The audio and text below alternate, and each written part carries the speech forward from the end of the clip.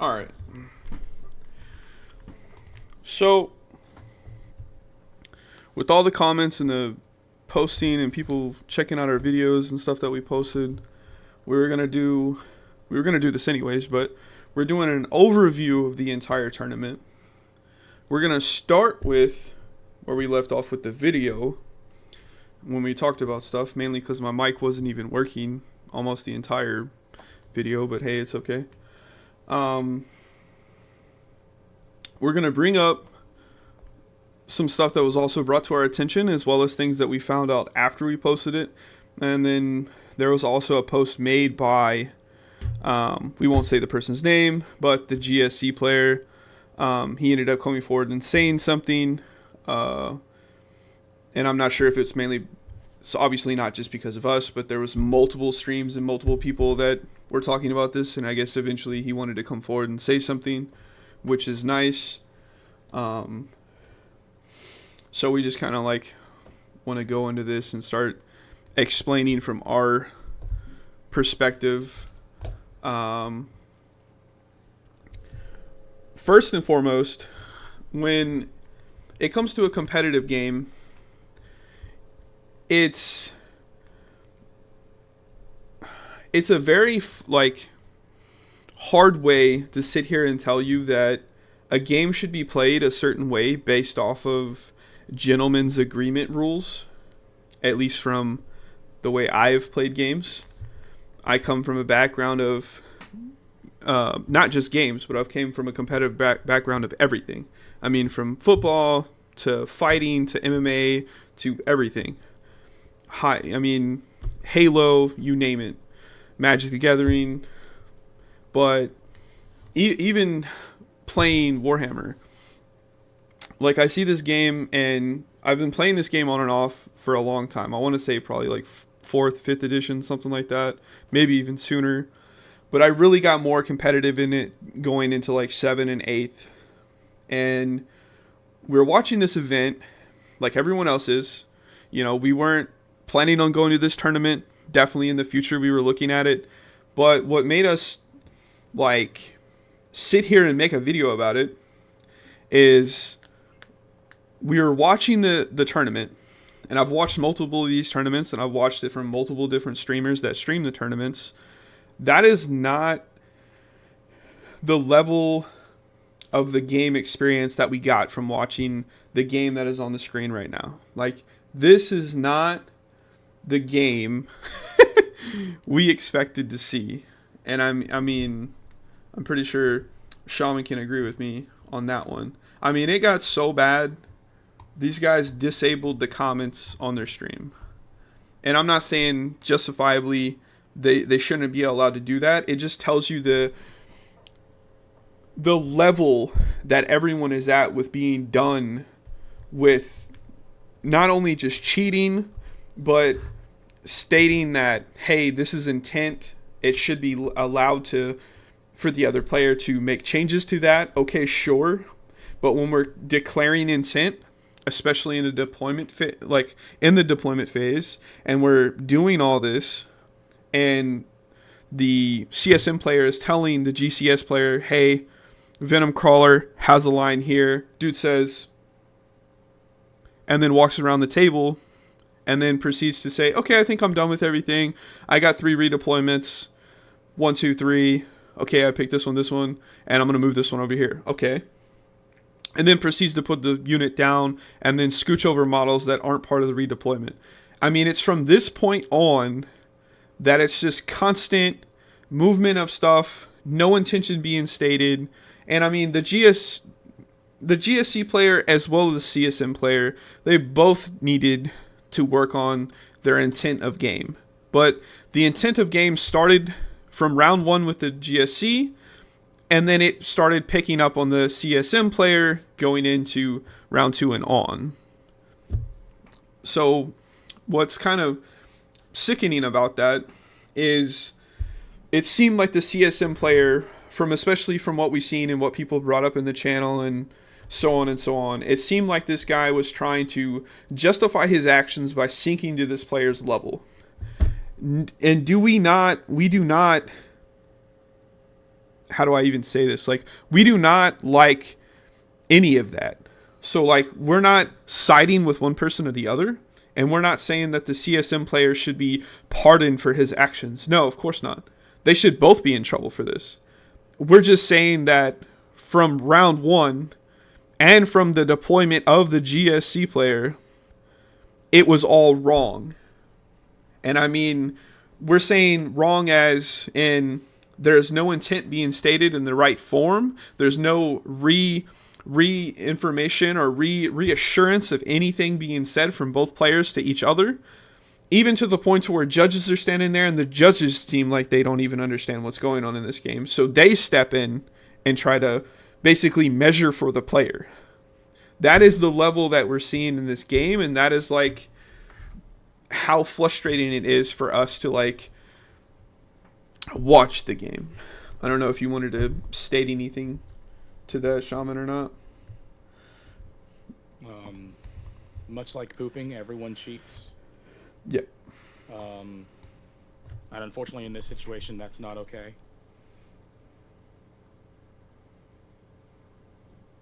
I don't know when you want to talk about things like defining intent of play, but yeah, we can get into that. Yeah, we can basically pick that up ASAP. We have a few topics we're going to touch on. We're going to talk about best coast pairings, the ELO ratings of players in the world, and define what a competitive scene really is. And, I mean, we're just going to touch on other stuff as well, but when I'm going to do mine first. If I'm making an intent on something, we'll just make up a scenario here. I mean, I'll even bring up a scenario in the game since I have it on the screen. If we're basing out intent for something, and as you can see, I don't know if you have my stream up or not, but if we're declaring intent on this board right now, and like we're still in the deployment phase and we're putting things down, I'm the GSC player and I say, hey, I'm putting down my vehicle here. Do you think there would be an angle you can get on me from the top side of your board? And then you'd be like, well, I have a lot of stuff to deploy, so I'm actually not sure. I would say maybe move your model to the right more. That's the way I see it. I don't know how you would see it, Sean, but that's how I would see it. And justifiably, we go back and forth with this deployment. I deploy something, you deploy something, I deploy something, and we continue to do this. As we see these players do, and it gets to a point to where the intent is getting to the point to where no one is saying anything, so we're just lobbing models down on the board. And instead of staying intent like that, and it happens multiple times in this entire tournament. This is not even just the game we're talking about. It's just this was the one we've seen it the most in. I mean, we can't justify this person's actions in this game stating that it's not cheating when the loose playness of the player is so extreme that the person is basically blaming it on fatigue, tiredness, and hey, you know, I'm just tired.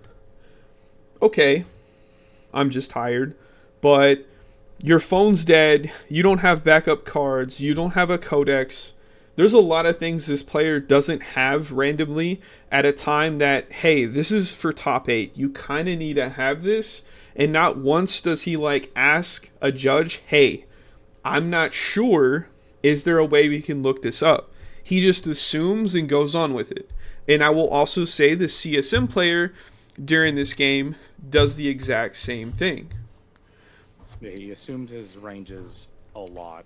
Doesn't pre-measure anything. Something that we also thought during the game when we watched it, because we watched this live, we didn't go back and rewatch the video until we were going back and trying to clip stuff. We clearly thought, hey, this guy already measured some of this stuff, which he did. And then there was things that were being moved and then he never remeasured. So he's literally assuming rapid fire range without even being in rapid fire range, and then assuming that he's getting a neg one to to an armor save to his opponent in close combat, where you only get neg one to the armor when shooting.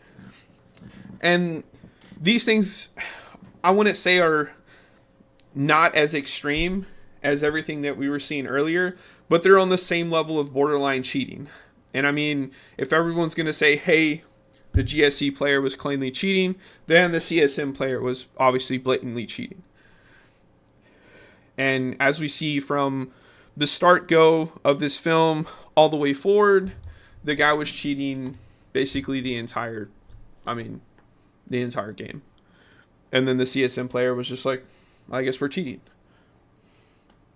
So, yeah. I don't know if you wanted to add your intent on that one as well, or if you think I kind of got that for you.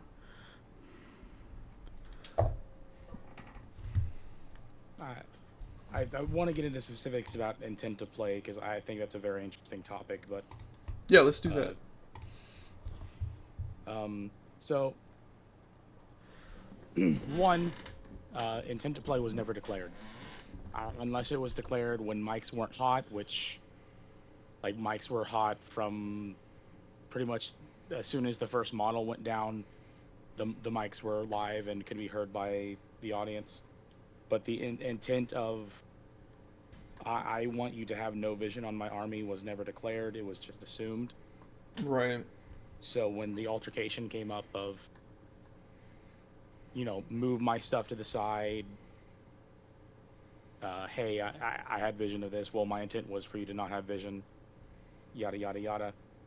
I think we need to talk about, like, there being a reasonable expectation behind intent. Like, sure, we can sit here and agree that Warhammer is a game of intent, not just like playing strictly by the rules. Yeah. If you tell me that you want your entire army to not be in vision, I think there needs to be a reasonable expectation of getting to that point, whether it be, maybe you have to deploy your unit in a suboptimal position to achieve this intent, then you have to do that. But also the burden of intent should be on the person giving the intent. So for example, if your intent is you want to be completely behind cover, the burden of sitting there and measuring that to make sure that I never have an angle of you, that should be on you.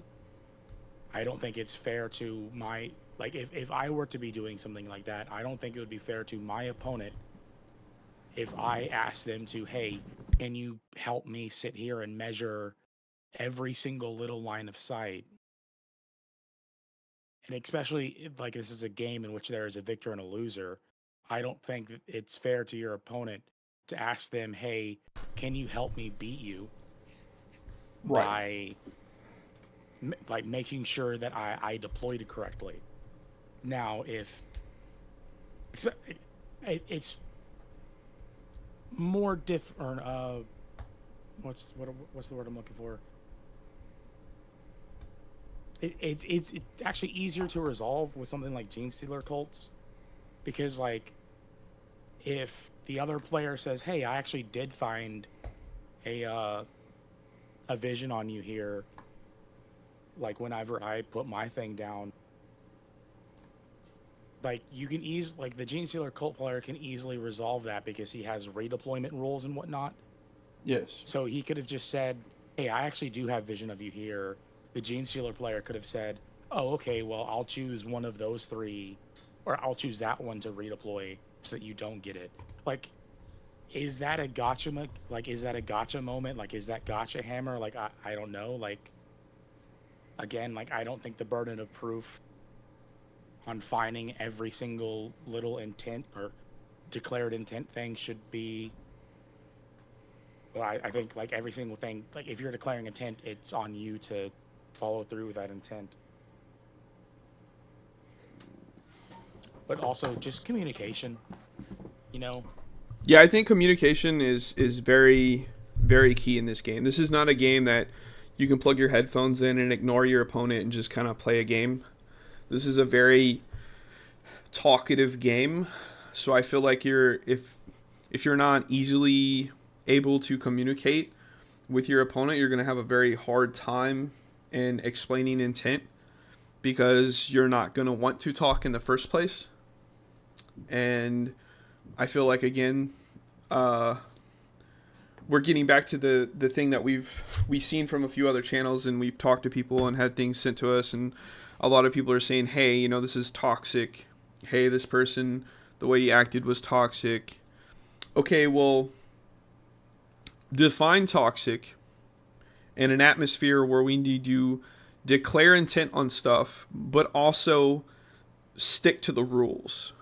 Because there's, to me, it's like a fine line, and it's one or the other. Like, if I'm declaring intent and doing this, but also flexing the rule to where it's in my advantage, what am I really doing? Like you just said, like, I'm kind of bending things in such a way that it gives me an advantage and it hurts you. And then when things come back to you, I'm just kind of like, yeah, I think so. So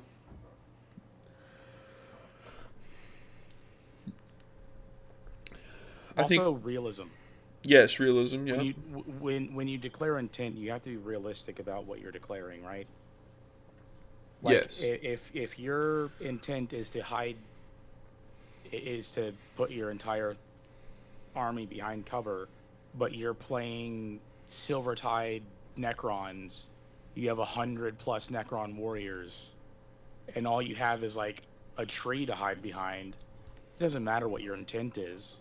You're not going to be able to hide that 20-man mob behind a freaking bush. Yeah, I agree. So again, this is where I was talking about, like, certain concessions have to be made. Like, you have to be realistic with your intentions, but you also have to maybe make concessions of, you know, if I can't put my entire 20-man blob behind this cover, maybe I should put it somewhere else, or maybe I should, instead of trying to deploy in a square, maybe try and deploy in a triangle formation, to where, like, yeah, more of the army is going to be further back, so I'm not going to get as much movement on, you know, on the move, but at least my intent will go through. Like, I'll achieve my intent. That's a way to say it. Yeah. Yeah, because I mean, we can't be in this weird void where, and it seems like a lot of people are conflicted. It seems like more people were kind of coming forward to state, hey, like, we agree with you. And then there was also people that say, hey, we definitely don't agree with you, saying that it's completely one-sided. And it seems like there is some people in the middle saying, hey, you know, this is wrong, but also let's also call this other guy out. And I'm kind of more in the wing of, if you mess up and you do bad stuff and you cheat, you need to be exposed for it. And if not declaring intent is getting to the point to where it's cheating, then okay, that needs to be brought up. Because if we're constantly not declaring intent on purpose of being able to flex rules to make it cheating, then that's something that needs to be looked at and fixed.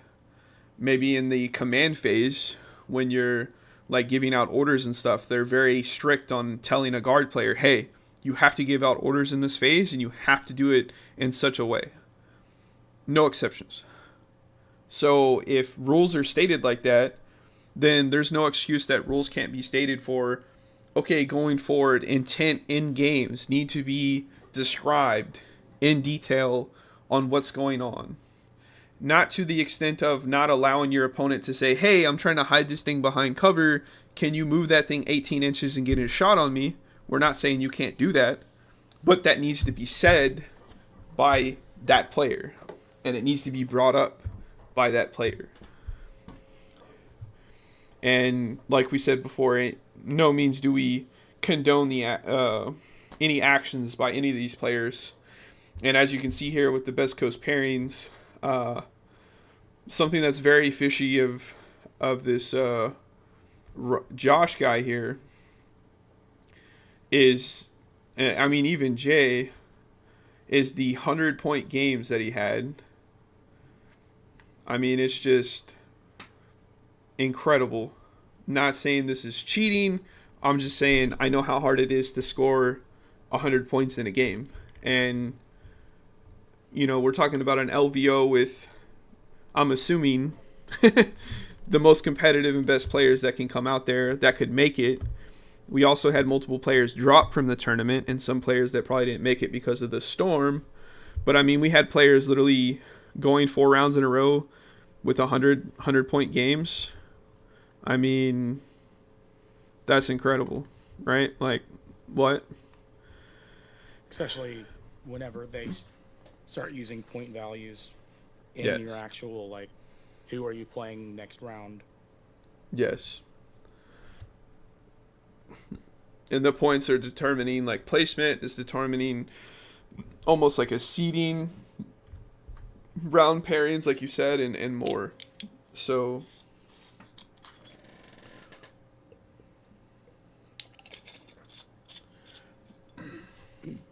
you think we're kind of in on the whole line of intent? Or do you think there needs to be more on there? Or what do you think? I feel like, because intent is, to me, it's a very, like, expanding and movable topic. Like, it's very Yeah, like, flowy through the game. Like, it's not something that's just like, okay, well, like I said before, it doesn't just go to command phase. Okay, now we're in the intent phase.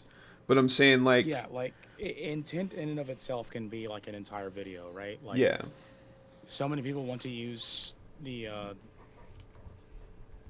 argument that like Warhammer is a game of intent, but like actually sitting down and like discussing like, well, what does that actually mean to the player, and what does that mean to the game itself?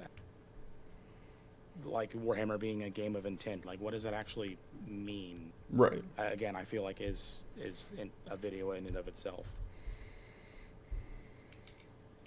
All right, well, let's jump to the next one then. And we'll start with you because I could probably make a 8-hour video on this one. So we'll let you start this one off. Define what a competitive scene really is, and we'll just say in general and then from your perspective. Competitive scene, anything where there's a victor and a loser, and then a willingness to congregate in order to achieve a victor and a loser. So the moment that you have tournaments, the moment that you have congregations of players congregating for the sole purpose of playing games to win, I mean, that's what I think of competitive scene. But again, I don't even want to say it's amorphous. It can mean a lot to a lot of different players. Right. And would you say this tournament in general, or just a broad perspective of how would you break down professionals in competitive scenes? And would you say that we were seeing that type of play or that type of environment when we were watching that tournament? God, no. Okay. Like, especially when you start talking about, okay, like, well, there's a difference between what is a competitive scene and what is a professional scene and what is a competitive professional scene. For example, a competitive scene can be anything from like your local tournament, whatever. You have tournaments every like Tuesday night or something. That can be a competitive scene, as long as you sort of roll zero, actually have a discussion with the other players of like, okay, like, are you guys like playing to win, or are we having having some beers and having a fun Tuesday night. But Right. that's a Rule Zero discussion, or that's a discussion about what is exactly a Rule Zero discussion. But I'll go back to what I was saying. Then there's also a professional scene, where professional scene is something like, you know, streamers. It's not like it yeah, it's streamers, it's people that make money playing the game, which making money in Warhammer, lel. But then there's like professional competitive, which you don't really have in Warhammer, and like as people have pointed out, that like you don't make money playing Warhammer practically because like the barrier to entry is so high, tournaments are so sporadic and, you know, throughout the country. But again, it's like we can circle back to it's a game of intent. Like when you start getting into competitive, like what is competitive, it's a matter of intent. The moment you declare that you are playing competitively, then it's a competitive game.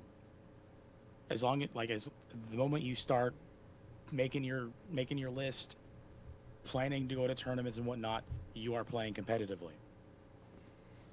When Yes. you start talking about what is professionalism, the moment you start doing things with the intent of making money doing something, then that's professional. Competitive professional is like another sort of, not necessarily amorphous, but just something that doesn't really exist currently in Warhammer. But at the same time, it's something that didn't exist in a bunch of other games years and years ago. Competitive professional would be someone that seeks to be professional at the game, strictly being competitive. And whether that be they only make like YouTube content, whatever, about competitive content, or they only play tournaments with the sole purpose of being competitive. So, winning. Yes. I like that. Yeah, I'll let you go on that one. I like that. I mean, I don't feel like mine's going to be much different. I feel like maybe I'm just in general just more competitive as a person, so everything I do I take to a professionalism type category, cuz like if I'm doing something and it's taking time out of my day that I probably already don't have time for, I'm trying to get some type of thing out of it. And I'm not saying it has to be currency or money or something, but I want things in return for what I'm doing.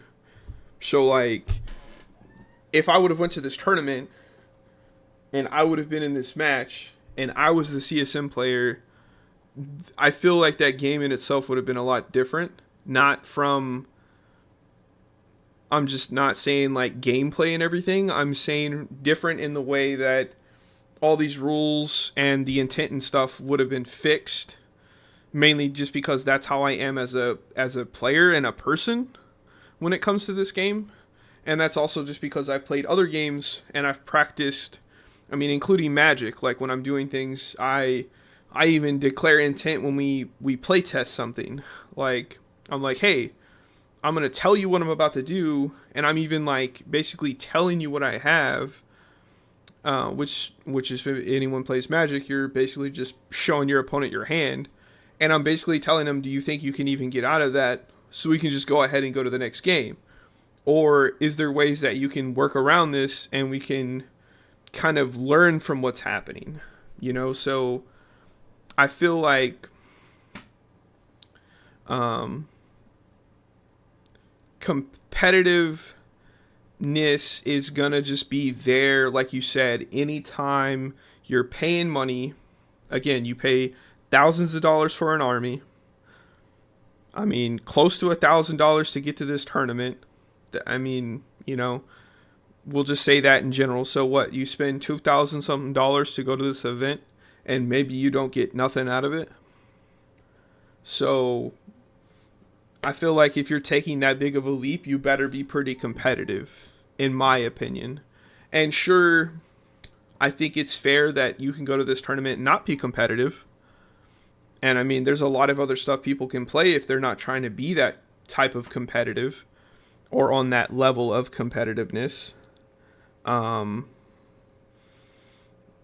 and I mean, even if you're not super competitive and you want to play in the tournament, just know that, hey, there is chances that you'll be on the stream. Hey, there is chances that you're going to be, nervous and have anxiety and have to deal with things like being put, like, pressured on you to do things in ways that you haven't done before because you're not used to that. But that is right there in itself what competitive is. I mean, it's about pressure and, being under the lights and basically people looking at you like, is this guy going to mess up? Is he going to clutch it? Is he going to fail? Is he going to win? Is he going to win the whole tournament? Like, that's basically what makes competitive. I mean, for the person watching the game, we're over here like, we're looking at what the guy's playing, the army, the detachment, and we're like watching how he plays, watching his deployment, watching how he's taking lines, watching how he's moving stuff. Like, that is being competitive. Even you watching as a viewer, you're kind of being competitive because you're critiquing what this player is doing and you're not even the one playing. Like, you're literally like catching competitiveness traits from how I feel. Maybe that's just me, but that's how I feel about it.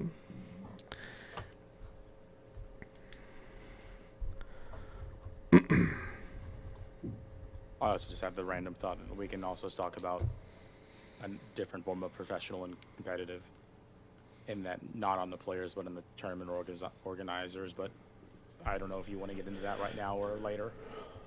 Oh, I mean, we can. I mean, I don't know how broad you're trying to be with it. I mean, if we're shooting it more towards like this tournament in general, or if we're talking about other tournaments as well, or what are you thinking? Like, I was literally just connecting dots in my head, but as I said about like the burden, I use sort of like the connection to like burden of proof, like burden of intent to play, like the burden of competitiveness and the burden of professionalism needs to also be on the tournament organizers and like and the stream teams that are there. All in all, like, a sort of domino effects, because if the tournament organizers aren't showing professionalism, aren't showing competitive, like aren't trying to foster a competitive nature, this is what domino effects into: this game isn't competitive, this game shouldn't be competitive, this game isn't professional, there are no professionals at this game. And I think this LVO showed that off a lot. Like, judges standing around doing nothing instead of helping players that are like actively like bickering, basically. I didn't see what happened in round 6, but apparently like a fight almost broke out, like after a player went to the bathroom or something, and it's like, why are you going to the bathroom in the middle of a round? Like, why did the tournament organizers / judges allow like players to argue that much and not intervene, and et cetera, et cetera? But also in the terms of like professionalism, like everyone wants to sit here and make fun of like the official Warhammer streams about how they're extremely boring. I'll make fun of all of the streams. Not only are they boring, but like, just technically speaking, they're incredibly unprofessional. Players at the tables having to sit there and adjust your stream overlay to match, like, current game points and whatnot. Why is that not handled by someone on the stream team? Why is that not handled by a judge like it is in card games? If you look at Yu-Gi-Oh, Pokemon, Magic, like, if something needs to be relayed to the stream team so that they can change the overlay, a judge is doing that, because it also forces the judge to not be on his phone browsing Twitter, and forces him to actually be sitting there paying attention to the game. And also, the moment a player says, my phone is broken, I can't look something up, if the judge was sitting there paying attention, he would just take out his phone or do something to look it up and then address the player saying, hey, sorry, like address, enforce the rules, address the player saying, hey, rules say you need to have something to look your stuff up and your phone is broken right now, so get your phone working or I'm going to have to like yellow card you or something for not having the equipment. It would be like a football player showing up with no pads, right? Yeah, because I mean, Or like, of course we can print out pieces of paper. There's a codex, there's index cards, there's data sheets. There's a lot of different stuff that this player could have had on hand. Even having printouts of his actual list. I mean, anything helps. And I mean, especially if he just had any of that stuff other than just relying on his one phone. And I mean, if you're going to use a phone, make sure you bring a charger, a portable charger that can charge your phone as you're playing. Maybe even a backup phone that can access some stuff, access files or something. Because, I mean, we're talking about a competitive driven type, game that we just watched. And like you just said, like not once did that feel professional at all because everything that was going on, it's like, yeah, so my phone's broke, so it's whatever, like I think it's 4. Yeah, I'm pretty sure it's 4. Well, actually, you know what? I think it's 3. And it's like, okay, is it 4 or is it 3? I mean, there's a big difference here. Like, and things like that matter.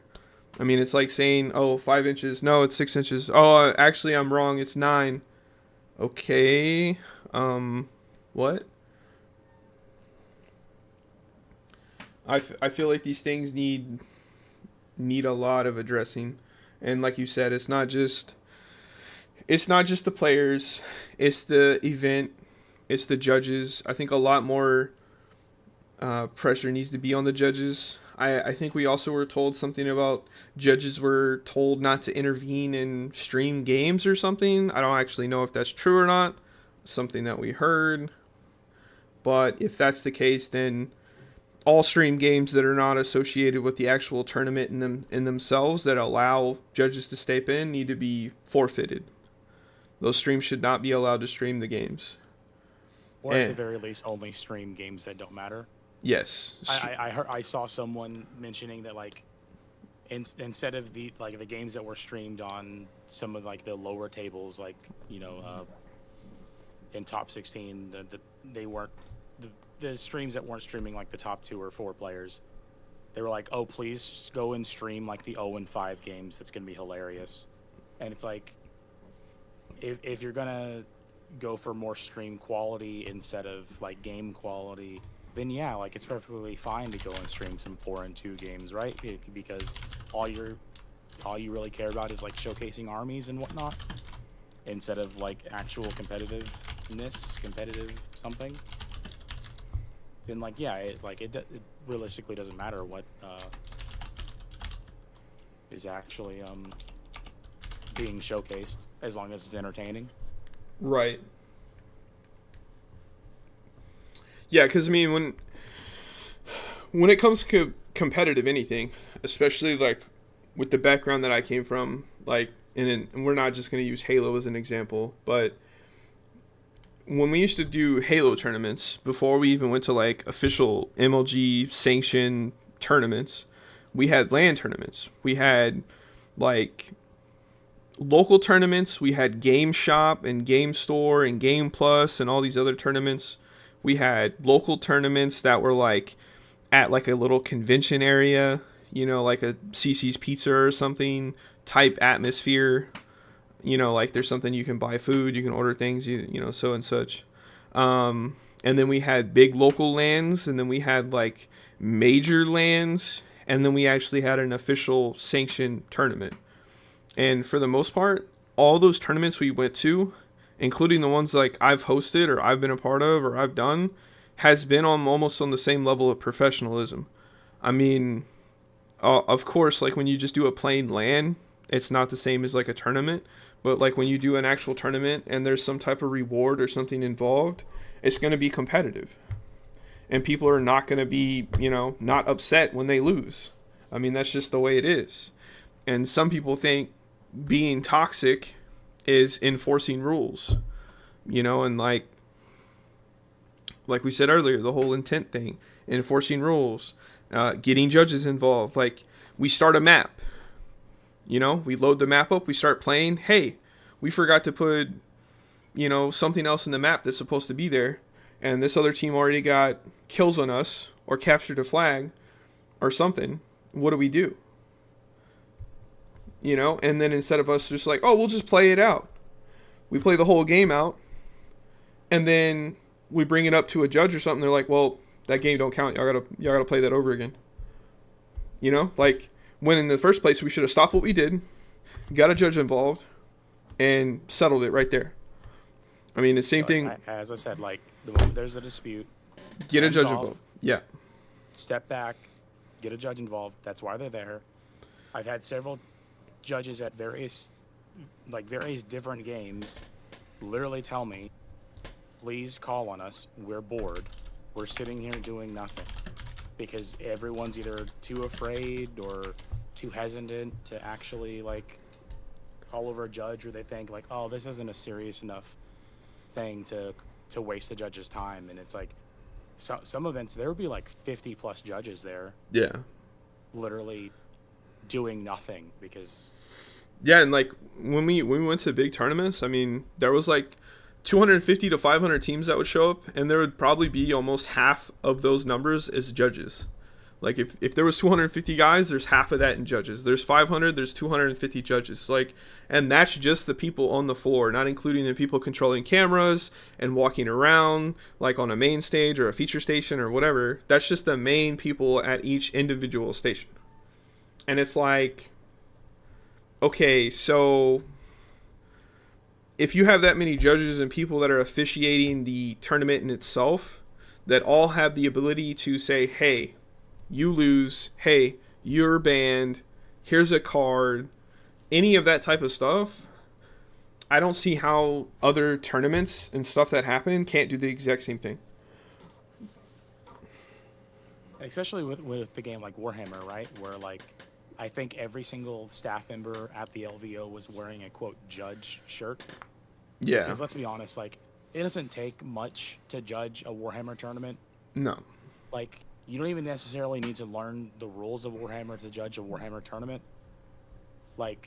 As long as you can use a tape measure, you can settle most disputes in the game. As long as you have eyes and okay vision, you can help determine disputes on line of sight. But so many times do we not see a dispute between we saw a dispute between players and then it not be resolved by a judge, but be resolved by a snide comment from someone or just a sure, okay, I'll let you have it. Yeah. Or the toxic type stuff that people were talking about. Okay, sure, bro. Or oh, nice comment, man. Stuff like that. And it's just okay, if we're getting to the point where comments are being inserted, the professionalism is going down between the two players, and kind of the gentleman's agreement or respecting each other goes down, and there's a judge standing there. That's when the judge needs to step up and be like, hey, that's unacceptable. If either one of you start doing that again, we're just going to go ahead and end this match, or we're just going to go ahead and whoever starts it, I don't even care who started this, the next person to say something, you lose the game. I mean, it just needs to start getting more strict because, I mean, we're adults here, we're playing a game where there's money there. That's part of the rules. I mean, so why are we, again, back to the rules, right? We're flexing the rules even on a stream, and the stream person that's streaming the event literally has to turn the mic off because it's getting that extreme. Where in reality, through the video you watched, they should have just not. I mean, what was it, round one? He should have just turned the mic off round 1 or 2. I mean, as soon as that started happening, turned the mic off, and then either focused more on being like, hey, a judge needs to be at that table. I'm not getting involved with it. But from what I'm watching on the stream, my chat's going crazy. We just need a judge over there. That's all the dude has to say. He doesn't have to be like, hey, you know, I'm stopping everything, locking it down. Game's not going on. We gotta, you know what I mean? Like, it's a simple, like, hey, there needs to be a judge at this table. I just want to watch a fair game. Something. Say something. One person saying something and another person saying something, and eventually it's like, okay, we gotta go see what the heck is going on over here, because clearly there's something going on.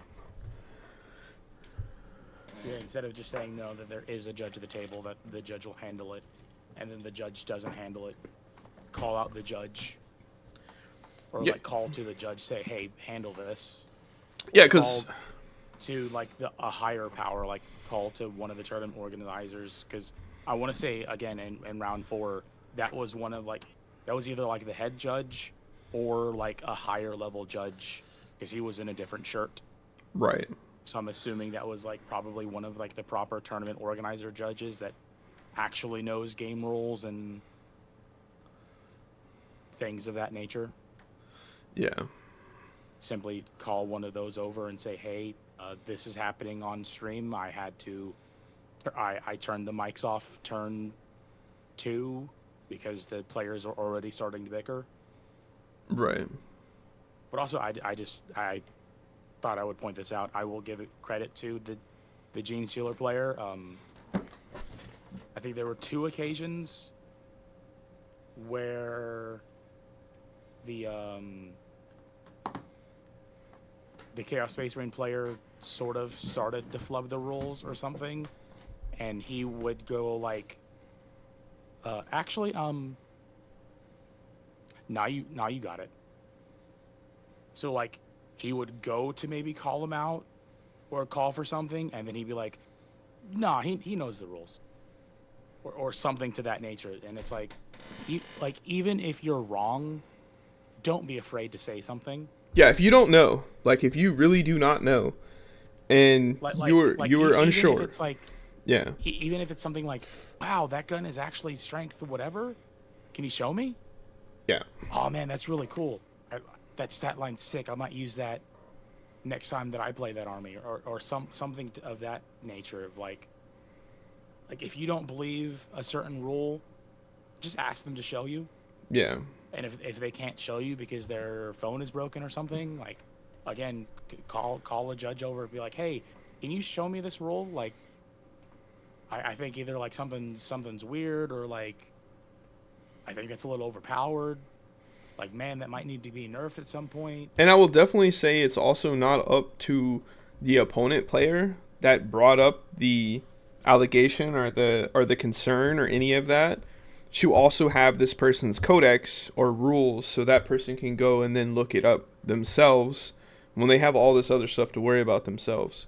I did remember someone saying something like that in the live chat, saying, hey, the CSM guy just needs to look it up in the codex, or hey, the GCS guy just needs to look it up in the codex. It's like, look, you shouldn't be required to have every single codex in the game on your phone, on the app. That is not, one, that is just not right. It's not fair. And the only person that should have access to stuff like that would be the judges. Because if you're a judge, you should have rules. I'm sorry. If you can't have judges with rules, there shouldn't be a tournament. So if you're going to sanction a tournament, especially if GW's there, they should be giving like codex, I don't know, like sims or something, like codex parts that at least allow them to access vital information to settle disputes and stuff on the actual game itself. No, they're just using Wikipedia. Yeah, I mean, more than likely, right? Sorry, I didn't mean to cut you off, but Yeah, I mean, maybe they are. We don't know, right? I mean, we did not once see a judge like show on camera how they looked this stuff up. They just said something.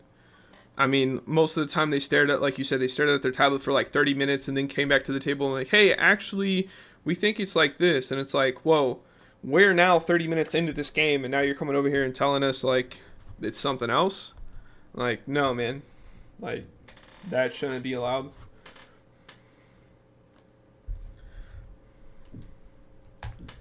Like in other games where it used to be like 6 or 7 turns later, and then you're like, hey, actually, this happened like a bunch of turns ago, so like you want to reverse the game state, and it's like this game state is just too far gone in order to reverse to that point, so no. Yeah. But also you're right. Like, unfortunately, the game 40K sort of has the same problem that Yu-Gi-Oh currently is, in that there is simply too much information that you have to know, or too much information possible to know in the game for any one person to know. Like in Yu-Gi-Oh, there's no way you're going to be able to know what every single card in every single deck is capable of. Yeah. And in Warhammer, like, the priority 1 is learning your army. Like, priority 2 is maybe learning the next army you want to build. Like, the burden of, like, knowing what your opponent's doing, that's on your opponent, and if you don't believe them, have them show you. Like, it's not your responsibility to have your opponent's codex to know exactly what your opponent's rules are. Yeah, and also what we talked about before with intent, things that we see normally in the beginning of the game is they discuss their army list, and they discussed the tricks and the traits of what these armies do. Like, hey, you know, this guy gets an advance in charge, you know, he can shoot, charge, run. I mean, there's a bunch of things that people need to know, so we're not getting into the game because it's like, hey, I gotta also worry about intent, I gotta worry about all these rules, and then I gotta worry about, like, my army, and then apparently I need to learn your army. Like, come on, man, like, what's up with this army? Tell me a few things. Okay, you got a secret stratagem here you get for free, tell me about that. Like, things that I'm not gonna physically know, even if I play a lot, because maybe it's a detachment that most people don't play. Then that's something you need to bring up and be like, hey, like, with this detachment, I'm going to have some, you know, flavor. So just to let you know, like, if you charge this squad, I'm going to strike first. You see this squad here, it can move, advance, shoot, and then move again. Like, things like that need to be stated because those are big game-changing type things. And, sure, bring it up again in the game, that's fine. But I'm saying, like, before the game even starts, we were seeing that at other tournaments. I might have seen that a few times at this tournament, but I definitely seen it at other tournaments more than I seen that at this tournament. For sure. Yeah, I will say it is like in I don't want to necessarily say it in the rules, but like it is like expected for you to reveal like what's in your army, et cetera, and then also go over like whatever stratagems and whatnot that you have access to. You make that plain. Again, no one wants to win Gotcha Hammer. Yeah. No one wants to come forward like, haha, I actually have this stratagem that completely beats you. You have activated my trap card. Like, no one wants that. Yeah.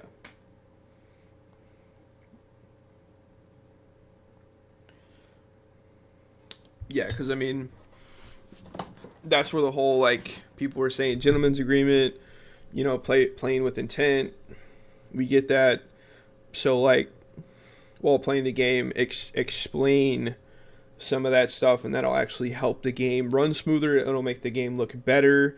And then actually, when you win the game, it'll feel better. Because it's not like I got you with a gotcha mechanic or, you know, like you said, activated a trap card, so-and-so. I think that's stuff that really needs to be, you know, pushed to the forefront of a lot of stuff that was brought up this weekend. Because apparently we weren't the only people to make a video about it. And that, you know, that tells you a lot about how people feel about what actually happened. Yep.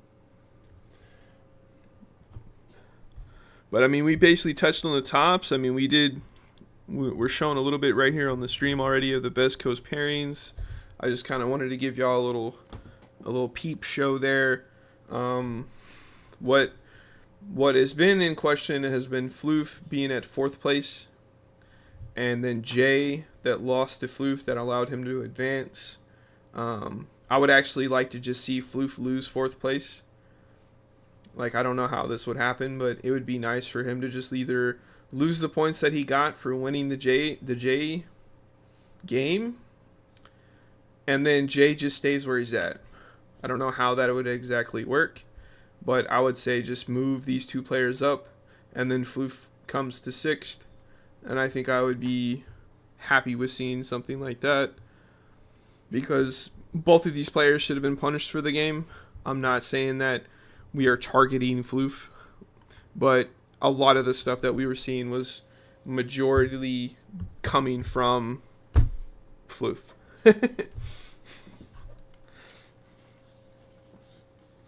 Like I said, everybody poops. Yeah. Everybody cheats, apparently. But with that being said, we're probably going to stop that vid there. And if you guys have any other questions or anything, obviously feel free to comment in the comment section below. Normally we respond. If not, or if it becomes like a big topic, we'll probably make a video about it. But appreciate you.